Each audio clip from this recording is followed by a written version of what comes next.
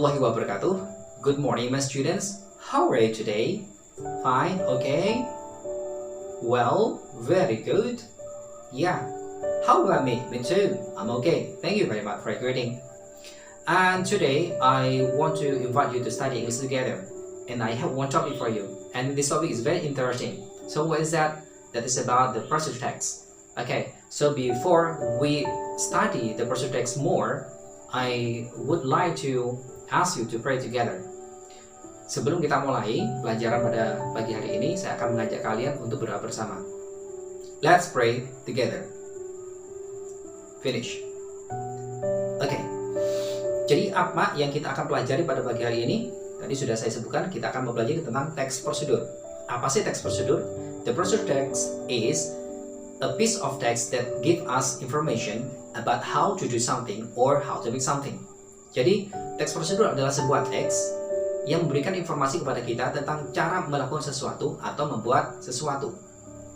Biasanya di dalam artikel, di dalam buku, ataupun di internet, jika kita melihat caranya, bagaimana caranya membuat atau melakukan sesuatu, itulah yang dinamakan dengan teks prosedur.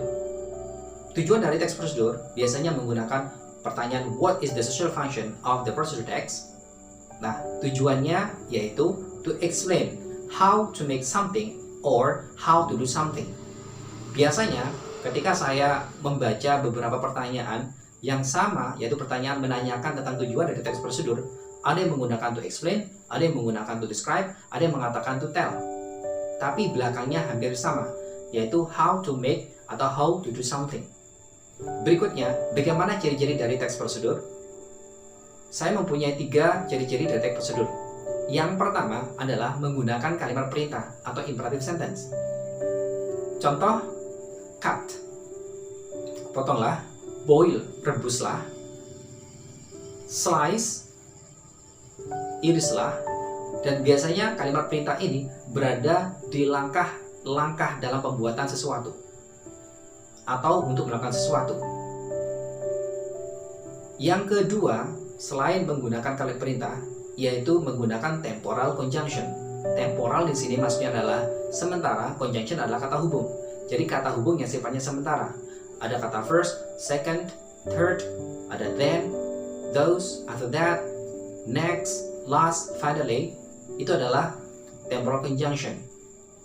Yang ketiga adalah adverb. Adverb ini adalah kata keterangan. Dan kita menemukan kata keterangan ini di langkah terakhir, yaitu steps. Langkah-langkah untuk melakukan atau membuat sesuatu. Contoh, ya softly, dengan pelan. For 5 or 10 minutes, selama 5 atau 10 menit. Itu adalah kata keterangan yang biasanya disematkan di langkah terakhir dari teks prosedur. Berikutnya, jenis structure. Jadi, apa sih jenis structure itu? Jadi structure adalah susunan cerita. Kalau kita membuat sebuah cerita apapun itu, deskripsi, report, naratif, dan sebagainya, termasuk teks prosedur, itu mempunyai susunan cerita. Dan susunan cerita itu dinamakan dengan jenis structure. Nah, teks prosedur mempunyai 4 jenis structure. Yang pertama adalah goal. Goal ini title atau judul. Judul dari sebuah teks prosedur biasanya diawali oleh how to, bagaimana caranya atau caranya. Nah, yang kedua adalah materials, bahan-bahan. Arti yang lain atau nama yang lain dari materials itu menggunakan composition atau ingredients.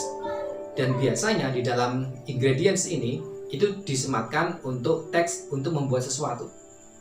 Sedangkan yang ketiga, utensils, alat-alat. Kita tahu sendiri bahwa sinonim dari utensils ada tools, ada equipments, ada aparatus. Ya, jadi nama-nama seperti ini biasanya ada di dalam teks prosedur.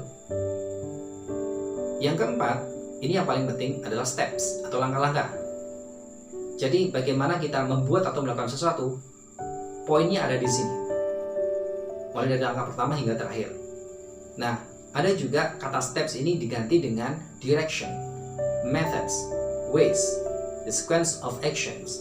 Yang intinya sama, yaitu menunjukkan langkah-langkah untuk melakukan sesuatu. Nah, untuk lebih jelasnya akan saya berikan contoh kepada kalian untuk membedakan mana goal, mana materials, mana utensils, dan mana steps. Here you are. Mari kita lihat bersama tampilan layar sebagai berikut. Saya sudah menyediakan sebuah teks prosedur yang sebelah kiri dan sebelah kanan adalah generic structure dari teks prosedur tersebut. How to make a glass of coffee itu merupakan goal atau aim atau title. Sedangkan coffee powder, sugar, hot water itu adalah materialsnya atau ingredients atau composition. Sedangkan a teaspoon, a glass itu adalah equipments, tools, utensils, atau apparatus. Langkah-langkah mulai dari nomor 1, first, hingga nomor 7, a glass of coffee is ready to drink, itu merupakan steps atau ways atau directions atau methods. Ya, itu adalah bagian-bagian dari teks prosedur. Semoga bermanfaat buat kalian dan sampai ketemu lagi. Thank you very much for watching my video. See you next time. I close this meeting by saying Assalamualaikum warahmatullahi wabarakatuh.